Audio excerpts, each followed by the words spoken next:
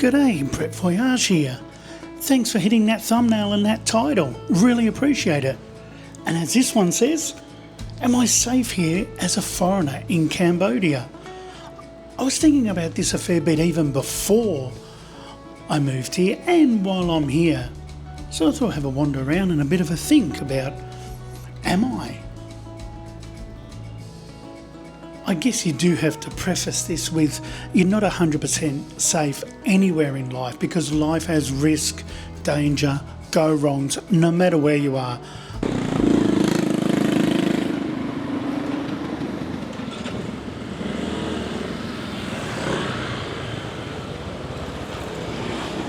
As a foreigner living here too, I actually feel healthier.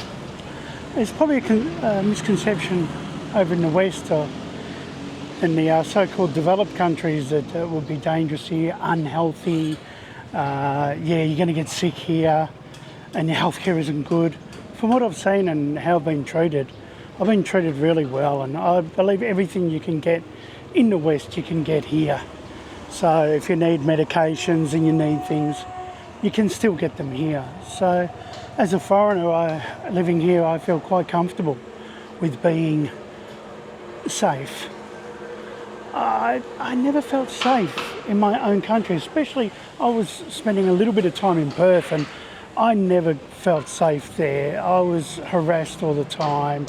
I got, let's just say, racially abused a fair bit, and there's a fair bit of stress and tension there, which, there's no need for, but, keep them divided and keep them busy and they won't see what the other 1% are doing, So yeah, quite sad. But here, I don't feel that. Also the language is, I'm not going to understand the news or what people are talking about. So as a foreigner, it's a little bit like being blissfully unaware.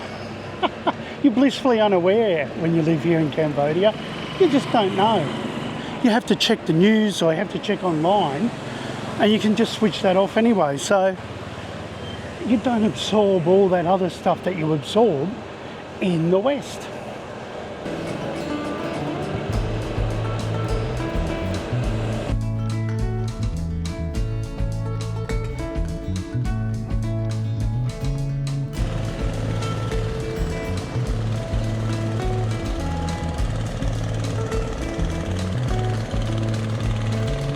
I guess another thing I learned as a foreigner living in Cambodia is to take your time. You don't need to rush as much. Rushing usually ends up stressing you, making things worse. Time doesn't go any faster. In fact, you put a lot more restrictions on yourself when you're rushing. So I've learned to just take my time and it's worked out better. I think that's because of the lifestyle here. It's a little bit more laid back. It's a little bit more easygoing. So yeah. So another thing you learn as a foreigner here, just take your time, relax. It'll work out when it's supposed to.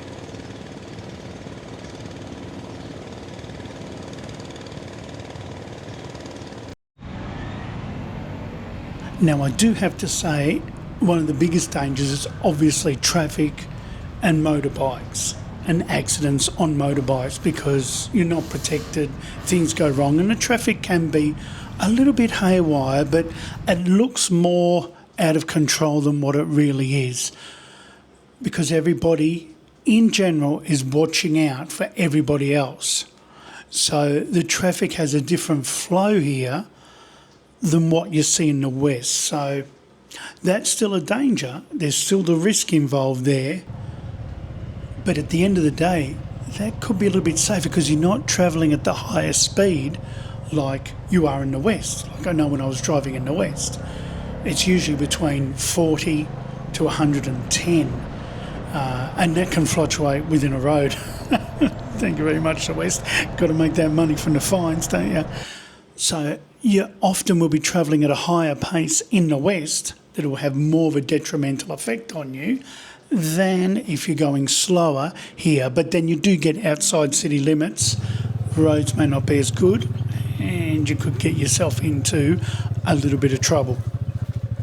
But in general, the roads aren't a big worry for me. You just have to be aware, watch out for each other, and you should be okay.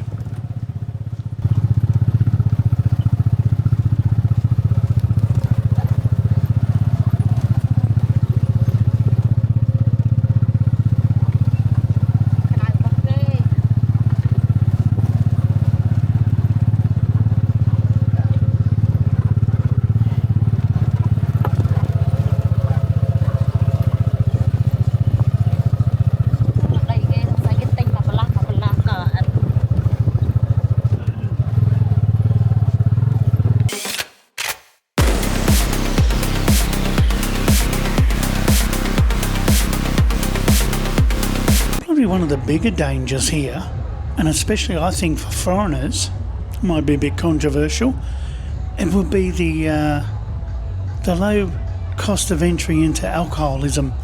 I mean, alcohol is really cheap here and it's available, and you could hit it hard if you want to. So if you were a little bit that way inclined to want to party on, I'm an old dude now, so I can't take that anymore.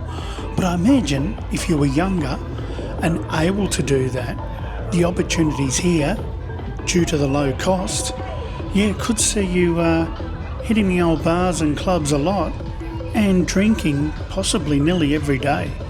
Nearly every day, I reckon you could easily afford to do that, which is extremely dangerous. I've seen alcohol ruin quite a few lives. Quite a few lives have been ruined by it. And it's just not worth it. So that is a danger that's here, but that's one that you can control. That if you actually put systems in place or put the will in place and can resist that, you can avoid that danger. So it's not an automatic danger, it's just something that can happen to you, that I think more often than even in the West, because of the expense, can happen.